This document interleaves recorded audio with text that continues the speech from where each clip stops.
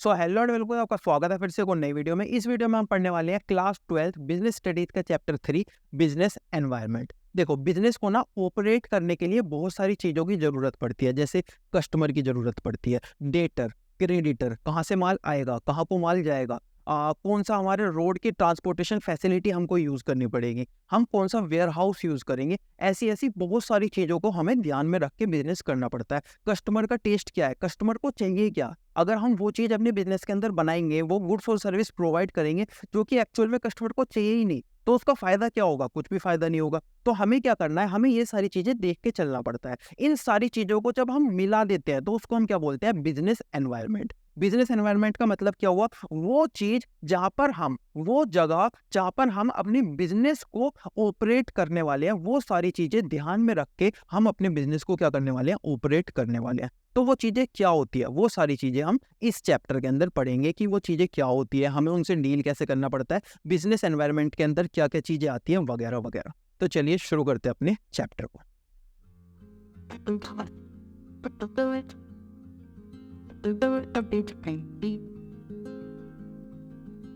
तो video start करने से पहले कुछ बेसिक बातें, कैसे आप इस वीडियो को देखकर मिनिमम इनपुट देकर मैक्सिमम आउटपुट निकाल सकते हो। ये बातें मैं हर वीडियो के स्टार्टिंग में बोलता हूँ। अगर आपको ये बातें पहले से पता है तो आप डायरेक्टली टॉपिक 1 के ऊपर जंप कर सकते हो। सबसे पहली बात, कभी-कभी चैप्टर इतना बड़ा होता है कि बच्चे को पता नहीं चल पाता कि सबसे पहले उसको ये पढ़ना है, उसके बाद उसको ये पढ़ना है, उसके बाद उसको ये पढ़ना है और इस तरीके से उसको चैप्टर फिनिश करना है। तो मैंने क्या किया है ना, मैंने हर चैप्टर को छोटे-छोटे टॉपिक्स में डिवाइड किया है। अभी आपको पता होगा कि सबसे पहले आपको टॉपिक 1 पढ़ना है, उसके बाद टॉपिक 2 पढ़ना है, उसके बाद टॉपिक 3 पढ़ना है और इस तरीके से आपको अपने चैप्टर को फिनिश करना है। सेम इसी तरीके से मैंने यूट्यूब वीडियो के अंदर भी चैप्टर बना दिए हैं, जिससे कि आप डायरेक्टली किसी भी टॉपिक के ऊपर जंप कर सकते हो। दूसरी बात, अभी आपको किसी भी चैप्टर को पढ़ने के लिए वीडियो का पार्ट 1, पार्ट 2, पार्ट 3 ढूंढने की जरूरत नहीं पड़ेगी। मैंने पूरा का पूरा चैप्टर सिर्फ और सिर्फ एक वीडियो में कवर किया है। तीसरी बात, इस वीडियो के अंदर जो भी आप पढ़ोगे उसके नोट्स बनाने की जरूरत आपको नहीं है। वो सारे के सारे नोट्स आपको हमारे टेलीग्राम चैनल पे मिल जाएंगे, जिसका लिंक आपको डिस्क्रिप्शन में मिल जाएगा, वहां से आप डाउनलोड कर सकते हो। फोर्थ थिंग, अगर आप कोई सा भी चैप्टर हमारे नोट्स में से पढ़ते हो और आप कोई सा भी कॉन्सेप्ट करते हुए, कोई सा भी क्वेश्चन करते हुए कहीं पे अटक जाते हो, तो उस कॉन्सेप्ट के और उस क्वेश्चन के राइट हैंड साइड में आपको एक क्लिक हियर नाम का आइकन दिखेगा। अगर आप उस पर क्लिक करते हो तो आप उस यूट्यूब की वीडियो के उस पार्ट में पहुंच जाओगे जहाँ पे मैंने वो वाला कॉन्सेप्ट या फिर वो वाला क्वेश्चन पढ़ाया होगा। तो आप डायरेक्टली वहां से अपने डाउट क्लियर कर सकते हो। और लास्ट चीज, बच्चे मुझसे कई बार पूछते हैं कि अगर वो इस वीडियो के सारे कॉन्सेप्ट, सारे क्वेश्चंस कर लेते हैं तो उसके अलावा भी और कुछ करने की उनको जरूरत पड़ेगी। तो अगर आप इस वीडियो के सारे कॉन्सेप्ट और क्वेश्चन सही से कर लेते हो तो आपको कुछ और करने की बिल्कुल भी जरूरत नहीं पड़ेगी। आप एग्जाम के अंदर 100 आउट ऑफ 100 मार्क्स ला सकते हो। अब शुरू करते हैं अपने चैप्टर को।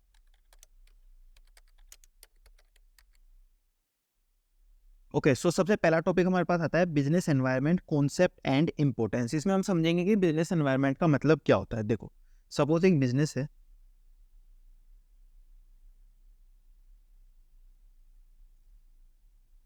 अब इसके आसपास में ऐसे बहुत सारे फैक्टर्स होते हैं जो कि इस बिजनेस को अफेक्ट कर सकते हैं। जैसे सपोज क्रेडिटर्स हो गए,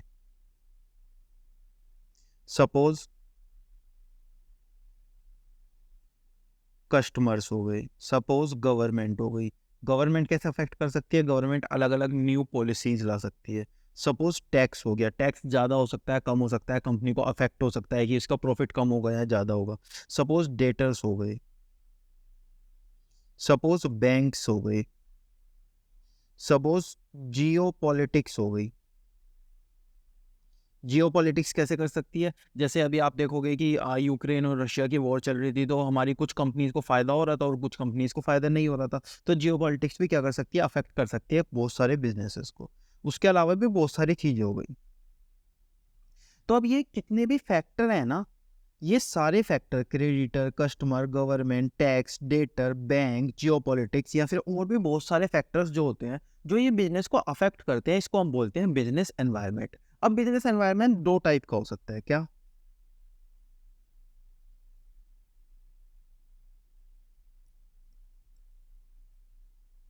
अब ये जो बिजनेस एनवायरनमेंट होता है ना, ये दो टाइप का हो सकता है। सबसे पहला इंटरनल, दूसरा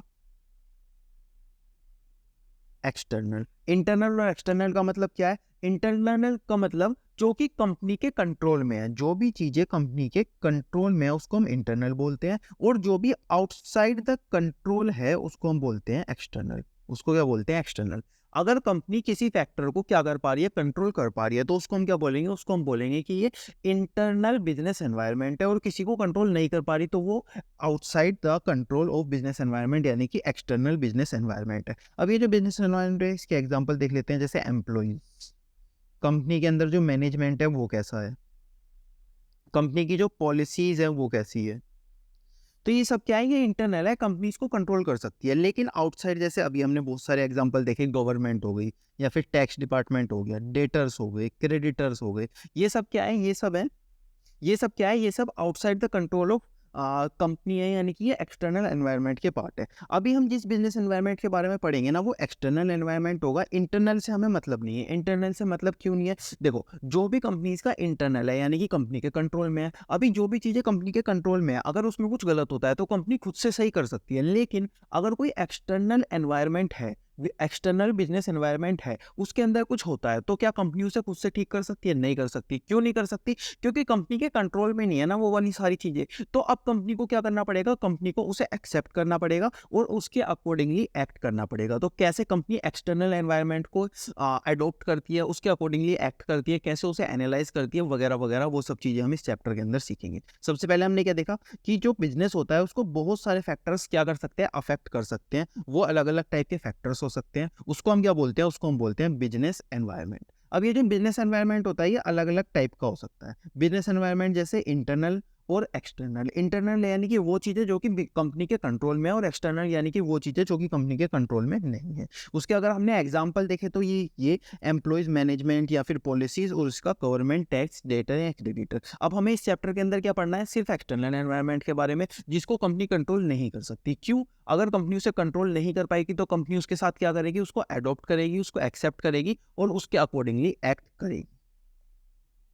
सबसे पहले बिजनेस एनवायरनमेंट की डेफिनेशन देख लेते हैं। The term of business environment mean the sum total of all individuals, institute and other factors that are outside the control of business, that are outside the control of business of enterprises, but they have affects its performance, यानी कि business को affect कर सकती है लेकिन उसके control में वो चीज़ें नहीं है। अब देखते हैं फीचर्स ऑफ बिजनेस एनवायरनमेंट। जो बिजनेस एनवायरनमेंट है उसके फीचर्स क्या क्या होते हैं?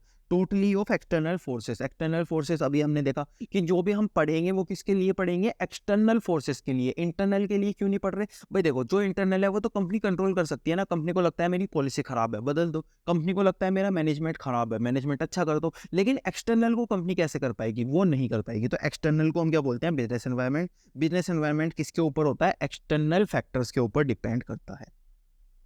इसके पास दूसरा फीचर इंटर रिलेटेडनेस, यानी कि जो भी एक्सटर्नल फैक्टर्स होते हैं ना वो एक दूसरे से रिलेटेड होते हैं। कैसे? देखो, जैसे हमने ये फिगर में देखा था, यहाँ पे क्या था? यहाँ पे गवर्नमेंट थी, यहाँ पे टैक्स था। अब देखो यार, बहुत सारी टैक्स की पॉलिसीज कौन बनाता है? गवर्नमेंट बनाती है। और यहाँ पे क्रेडिटर्स था, यहाँ पे डेटर्स था। तो ये डेटर्स और क्रेडिटर्स भी क्या हो सकते हैं? एक दूसरे से लिंक हो सकते हैं। तो इस तरीके से बहुत सारे फैक्टर्स ना जो एक्सटर्नल एनवायरनमेंट के होते हैं कंपनी के लिए, वो इंटर रिलेटेड होते हैं, एक दूसरे से क्या करते हैं? रिलेटेड होते हैं। इसके बाद डायनेमिक नेचर। डायनेमिक नेचर जैसे सपोज सोसाइटी है। सोसाइटी क्या है? एक्सटर्नल एनवायरनमेंट है। सोसाइटी का जो फैशन है वो कंटिन्यूअसली चेंज होता रहता है। सोसाइटी का फैशन ऐसा तो नहीं है आज से 10,000 साल पहले जो लोग कपड़े पहनते थे, आज से 1,000 साल पहले जो लोग कपड़े पहनते थे आज भी वो पहनते हैं। नहीं, उनका फैशन क्या हो चुका है? चेंज हो चुका है। तो ये क्या है? डायनेमिक एनवायरनमेंट होता है। जो बिजनेस एनवायरनमेंट होता है वो क्या होता है? एक डायनेमिक नेचर का एनवायरनमेंट होता है। वो कंटिन्यूअसली क्या होता रहता है? चेंज होता रहता है। कीप्स ऑन चेंजिंग, वो होता रहता है। इसके बाद अनसर्टेनिटी। आपको पता है बिजनेस एनवायरनमेंट में कल को क्या हो जाएगा? कल को किसकी गवर्नमेंट आ जाए, टैक्स की पॉलिसीज में क्या डिफरेंसेस हो जाए, टैक्स की पॉलिसीज कैसे चेंज हो जाए, हमें नहीं पता। तो ये क्या होता है? अनसर्टेन होता है। Difficult to predict future. Future में क्या होने वाला है वो प्रिडिक्ट करना बहुत ज़्यादा डिफिकल्ट होता है किसी भी कंपनी के लिए। इसके बाद कॉम्प्लेक्सिटी। कॉम्प्लेक्सिटी यानी कि ये बहुत ज़्यादा हार्ड होता है। क्या होता है? Difficult to understand. इसको कोई भी समझ नहीं पाया। देखो, बिजनेस एनवायरनमेंट को कोई भी अगर समझ लेगा तो उसका बिजनेस तो ग्रो करने लगेगा। तो बिजनेस एनवायरनमेंट को कोई भी इंसान समझ नहीं पाता। जो ज़्यादा अच्छे से समझ लेता है उसका बिजनेस क्या हो जाता है? ग्रो होने लगता है। इसके बाद रिलेटिविटी। रिलेटिविटी मतलब कि जो बिजनेस एनवायरनमेंट होता है ना वो डिफरेंट होता है जगह के हिसाब से। अगर कंट्री डिफरेंट है तो अलग बिजनेस एनवायरनमेंट होगा। रीजन डिफरेंट है तो अलग बिजनेस एनवायरनमेंट होगा। जैसे अगर आप देखोगे यूएसए में अलग बिजनेस एनवायरनमेंट है, इंडिया के अंदर अलग बिजनेस एनवायरनमेंट है। अगर सिर्फ इंडिया के अंदर भी देखोगे तो नॉर्थ इंडिया में अलग बिजनेस एनवायरनमेंट है साउथ इंडिया में, अलग बिजनेस एनवायरनमेंट है। क्यों? क्योंकि लोग अलग है, सोसाइटी अलग है, जो नेचुरल रिसोर्सेज हैं वो सब कुछ अलग है। तो ये क्या होता है, रिलेटिविटी होती है इसके अंदर। बिजनेस एनवायरनमेंट के अंदर क्या होती है, रिलेटिविटी होती है, मतलब कि ये चेंज होता है अलग अलग जगह के हिसाब से, अलग अलग रीजन के हिसाब से। ये क्या थे, फीचर्स ऑफ बिजनेस एनवायरनमेंट। इसके बाद दो टाइप के हमारे पास फोर्सेस आती है, क्या, specified and general forces. Specified forces कौन सी होती है, जो कि अफेक्ट करती है डायरेक्टली किसी भी बिजनेस एनवायरनमेंट को। कोई ऐसी फोर्स जो कि डायरेक्टली किसी भी बिजनेस एनवायरनमेंट को अफेक्ट करेगी, जैसे इसके जो कस्टमर्स हो गए वो सब कुछ, जो इसके इन्वेस्टर हो गए वो सारे, जो इसके कॉम्पिटिटर हो गए वो सारे, जो इसके सप्लायर हो गए वो सारे। सपोज सप्लायर ने पैसे बढ़ा दिए तो ये क्या कर रही है, डायरेक्टली इंपैक्ट कर रही है बिजनेस के ऊपर। सपोज सप्लायर ने जो रॉ मटेरियल थी उसकी कॉस्ट कम कर दी, तो ये क्या कर रही है, डायरेक्टली इंपैक्ट किसके ऊपर कर रही है, बिजनेस के ऊपर कर रही है। तो ये सब क्या होती है, ये होती है general specific forces. Specified forces यानी कि वो फोर्सेस जो डायरेक्टली अफेक्ट करती है बिजनेस को। इसके बाद देखते हैं जनरल फोर्सेस क्या होती है। जनरल फोर्सेस वो होती है जो अफेक्ट करती है इनडायरेक्टली। इनडायरेक्टली कैसे, सपोज सोशल है, अगर सोसाइटी का जो रूल्स एंड रेगुलेशंस है वो चेंज हो रहे हैं, सोसाइटी का फैशन चेंज हो रहा है, सोसाइटी मॉडर्नाइजेशन की तरफ बढ़ रही है, तो वो क्या हो रहा है, वो डायरेक्टली इंपैक्ट नहीं कर रहा लेकिन इनडायरेक्टली इंपैक्ट जरूर करेगा, मतलब लॉन्ग टर्म में इंपैक्ट जरूर करेगा। पॉलिटिकल, अगर गवर्नमेंट चेंज हो रही है तो एकदम से इंपैक्ट नहीं करेगा, डायरेक्टली इंपैक्ट नहीं करेगा, धीरे धीरे इनडायरेक्टली इंपैक्ट करेगा। लीगल, टेक्नोलॉजी, अगर टेक्नोलॉजी चेंज हो रही है तो एकदम से इंपैक्ट नहीं करेगा लेकिन धीरे धीरे इनडायरेक्टली इंपैक्ट जरूर करेगा। तो ये भी क्या था, ये भी एक फीचर था, ये था 7th नंबर का feature, features of business environment. Specified and general forces. Specified यानी कि वो फोर्सेस जो डायरेक्टली इंपैक्ट करेगी, और जनरल फोर्सेस वो जो कि इनडायरेक्टली इंपैक्ट करेगी बिजनेस एनवायरनमेंट के ऊपर।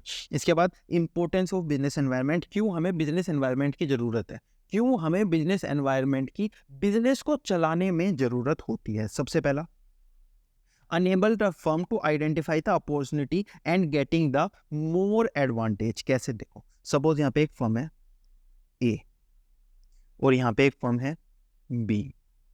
अब ये जो फर्म है ना, ये बिजनेस एनवायरनमेंट को ना बहुत ज़्यादा अच्छी तरीके से स्टडी करती है। क्या करती है, ये बिजनेस एनवायरनमेंट को बहुत ज़्यादा अच्छी तरीके से स्टडी करती है, उस पर ध्यान रखती है, उसके सारे फीचर्स को ध्यान में रखती है। इसने एक डिपार्टमेंट बनाया गया हुआ है जो कि सिर्फ बिजनेस एनवायरनमेंट को देखता रहता है, क्या क्या चेंजेस आ रहे हैं, क्या सब कुछ करना है। लेकिन ये कंपनी है, ये बिजनेस एनवायरनमेंट का ना ज़्यादा ध्यान नहीं देती, उसके ऊपर ज़्यादा लोग भी इसने नहीं बिठाए हुए, और इसको कोई फ़र्क भी नहीं पड़ता कि बिजनेस एनवायरनमेंट के अंदर क्या हो रहा है। ठीक है, अभी सपोज मार्केट के अंदर एक अपॉर्चुनिटी आती है, एक प्रोडक्ट है,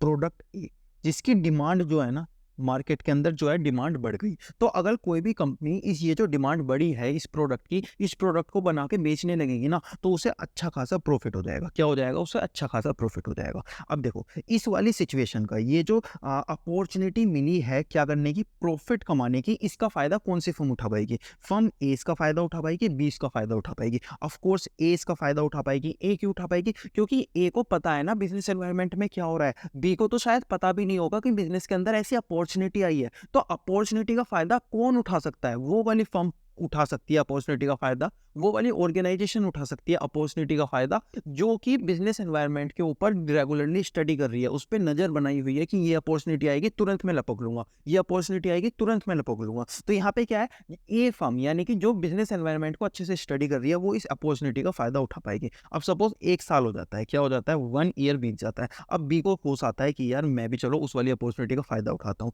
लेकिन ए ने कब किया, ए ने तो स्टार्टिंग में ही फायदा उठा लिया। 1 साल में ए ने कितना ग्रो कर लिया होगा भाई, 1 साल से ये प्रोडक्ट ए को बना रहा है तो कितना ग्रो कर लिया होगा, इसकी तो बहुत बड़ी मार्केट हो गई होगी, बहुत सारे कस्टमर इसके ऊपर रिलाय हो गए होंगे, इसने बहुत सारा कस्टमर बेस बना लिया होगा। तो बी को इतना फायदा अब नहीं हो पाएगा 1 साल के बाद जितना पहले हो जाता। तो पहली इंपॉर्टेंस हमको क्या बोलती है, पहली इंपॉर्टेंस बोलती है कि आइडेंटिफाई करो बिजनेस अपॉर्चुनिटी। जैसे ए फर्म ने क्या किया था, आइडेंटिफाई किया था बिजनेस अपॉर्चुनिटी बिजनेस एनवायरनमेंट की हेल्प से, और फर्स्ट मूवर एडवांटेज लिया था, यानी कि उसने एकदम से उस अपॉर्चुनिटी को लपक लिया था।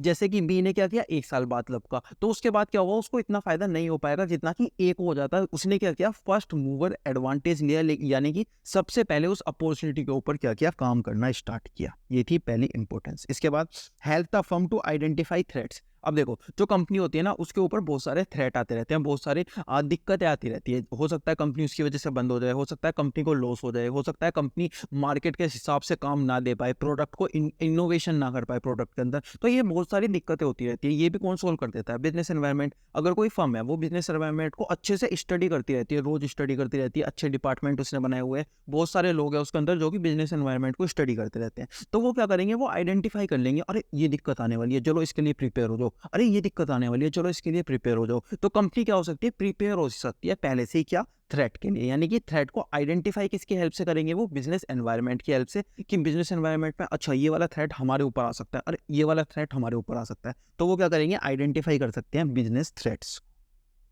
इसके बाद टैपिंग रिसोर्सेज, जैसे सपोज गवर्नमेंट ने एक पॉलिसी निकाली कि अगर आपको लोन चाहिए ना, गवर्नमेंट ने बोला कि अगर किसी भी कंपनी को लोन चाहिए तो एक काम करो, आप मेरे पास आ जाओ, और मेरा जो इंटरेस्ट रेट है ना, जो मार्केट के अंदर इंटरेस्ट रेट चल रहा है वो 12% का चल रहा है, लेकिन मैं आपको इंटरेस्ट रेट दूंगी केवल और केवल 6%, ये गवर्नमेंट ने बोला। अब ये क्या हुआ, बिजनेस एनवायरनमेंट के अंदर चेंज आया। इसका फायदा कौन उठा पाएगा, इसका फायदा वही तो उठा पाएगा जो बिजनेस एनवायरनमेंट को देख रहा होगा। तो ये क्या है, ये एक रिसोर्सेज की तरह काम कर रहा है कि यार कंपनी का तो इंटरेस्ट बच जाएगा, 6% इंटरेस्ट बच जाएगा। तो ये क्या है, एक रिसोर्सेज को लेने वाली बात हो गई कि यार वो मुझे रिसोर्सेज दिखा अचानक से लेके, और हमने ले लिया उस रिसोर्सेज को। हम कब ले पाएंगे, जब हम बिजनेस एनवायरनमेंट को स्टडी करेंगे। तो बिजनेस एनवायरनमेंट हमारी क्या हेल्प करता है, टैपिंग रिसोर्सेज को छपकने में हमारी हेल्प करता है। Help in coping with rapid changes, हमने ये देखा था जो बिजनेस एनवायरनमेंट है उसके अकॉर्डिंगली हमको चेंज होना रहता है। तो अगर बिजनेस एनवायरनमेंट चेंज हो जा रहा है, हमको पता ही नहीं है बिजनेस एनवायरनमेंट चेंज हो रहा है। जैसे आज से 100 साल पहले जो कंपनी चलती थी, अब वो क्लॉथ बनाती थी, ठीक है, अभी वो चेंज ही नहीं हो रही। अब 100 साल बीत गए, 2023 में हम जी रहे हैं। अब उसके अंदर हमारे अंदर क्या हो गया, बहुत सारा फैशन के अंदर चेंज हो गया है, कपड़े पहनने का स्टाइल लोगों का अलग हो गया है। वो आज भी 100 साल पहले जी रही है, तो क्या वो सर्वाइव कर पाएगी? बिल्कुल भी नहीं कर पाएगी। तो उसको क्या करना पड़ेगा, उसको रैपिडली चेंजेस जो हो रहे हैं बिजनेस एनवायरनमेंट के अंदर, उसके अंदर पॉपअप करना पड़ेगा, उसके साथ साथ उसको चलना पड़ेगा। Helping in assisting in planning and policy formation, अब हमें पता है बिजनेस एनवायरनमेंट के अंदर क्या चेंजेस होने वाले हैं, तो उस हिसाब से अपनी पॉलिसीज बना सकते हैं जिससे कि हमें क्या हो सके, अच्छे से अच्छा प्रॉफिट हो सके। हेल्प इन इंप्रूविंग परफॉर्मेंस, अब देखो इतनी सारी चीज़ें हम करेंगे तो हमारी परफॉर्मेंस तो अपने आप ही अच्छी हो जाएगी ना, तो ये तो कहने वाली बात ही नहीं है। तो ये क्या थे, ये कुछ थे इंपोर्टेंस जो कि हमें बताते हैं कि बिजनेस एनवायरनमेंट हमारे लिए क्यों जरूरी है।